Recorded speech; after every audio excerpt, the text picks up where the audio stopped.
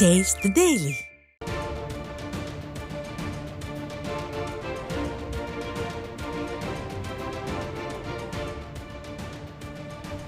அண்மை செய்தி.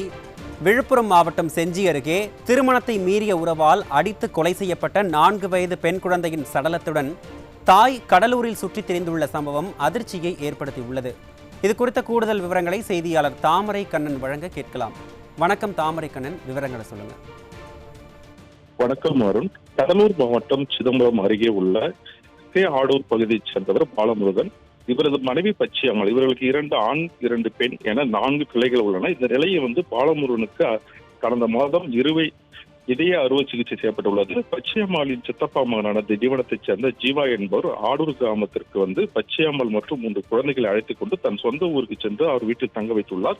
பாலமுருகனின் உறவினர்கள் நேற்று தொடர்பு கொண்டு ஜீவா தான் வீட்டில் இருந்து 4 வயது பெண் குழந்தை ரோஷினி இறந்து விட்டதாகவும் தாங்கள் கடலூருக்கு பஸ்ஸில் குழந்தையை கொண்டு வருவதாகவும் கூறியுள்ளனர்.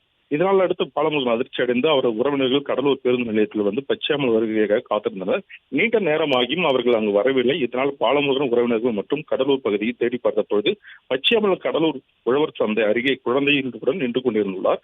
அப்பொழுது அவர் கையில் வைத்திருந்த குழந்தை உடலில் காயங்களுடன் இறந்த நிலையில் இருந்ததால் அதிர்ச்சி அடைந்துள்ளனர். இதனால் பாலமுருகன் உறவினர்கள் பச்சையம்மாளை கடலூர் புதுநகர் போலீசாரிடம் ஒப்படைத்துள்ளனர். இதை பார்த்த போலீசார் குழந்தையை மீட்டு கடலூர் அரசு மருத்துவமனைக்கு அனுப்பி வைத்து மேலும் பச்சையம்மாளிடம் போலீசார் தீவிர விசாரணை மேற்கொண்டு வருகின்றனர். ஏற்கனவே குழந்தையின் பிறப்பில் ஏகப்பட்ட சந்தேகம் இருந்து வந்த நிலையில் தற்போது குழந்தை மர்மமான முறையில் இருந்ததாகவும் அடித்து கொலை செய்திருக்க வேண்டும் என பாலமுருகன் உறவினர்கள் குற்றச்சாட்டியுள்ளனர். பச்சையம்மாளிடம் விசாரணை நடத்திய பிறகு பெண் குழந்தை அடித்து கொலை செய்யப்பட்டதா அல்லது வேறு ஏதேனும் காரணங்கள் இருக்கா என்பது போலீசார் பல்வேறு கோணங்களில் விசாரணை மேற்கொண்டு வருகின்றனர்.